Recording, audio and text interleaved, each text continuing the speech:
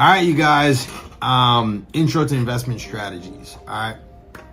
So there's three main strategies when you're investing, right? And we're going to go into greater detail for each one and the subcategories for all of them as well. So the first one we have is wholesaling. I'm going to try my hardest not to go in on these people, but wholesalers, right? They acquire property.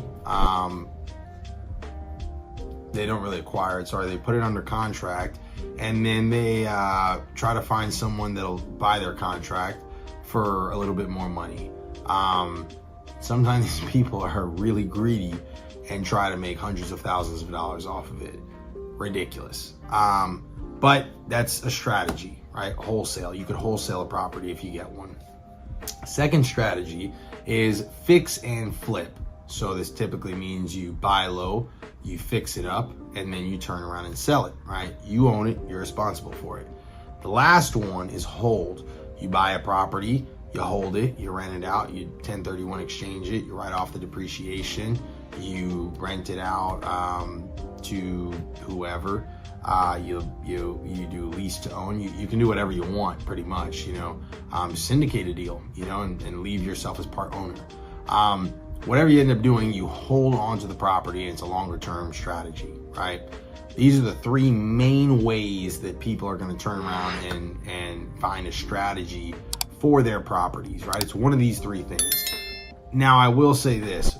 When you start out in real estate investing, you should pick one of these things, a specific type that you think you're going to excel at, or that meets your financial need, or kind of makes sense for where you are in life. You find that and you try to stay in your box for a little bit so that you could find success, and you could also find the parameters of this type of real estate investing, because you're also going to learn more about yourself as well as real estate within this time, right?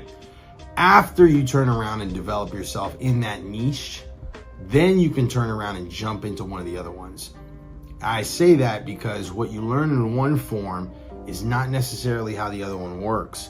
So for example, if you end up starting off as a wholesaler, which there's nothing wrong with that, and you try to jump into buy and hold right after, you might find yourself with some issues. One, because you depend on getting some quick cash. Two, because there's different laws with rentals and evicting people and different things like that. So with wholesale, everything's pretty quick. With holding, it's a long-term strategy. There are losses, things break in houses. That's kind of what's supposed to happen. And in wholesaling, you don't really know anything about construction or the law. In holding, you're pretty much forced to learn about all of these things. Same thing with fix and flip. So if you go from fix and flip to holding, that might be a better transition because you turn around and you have more experience doing construction. If you do any kind of holding and you try to jump into fix and flip, it might be a little harder for you because you don't know the construction aspect, and you might not be good getting leads like that.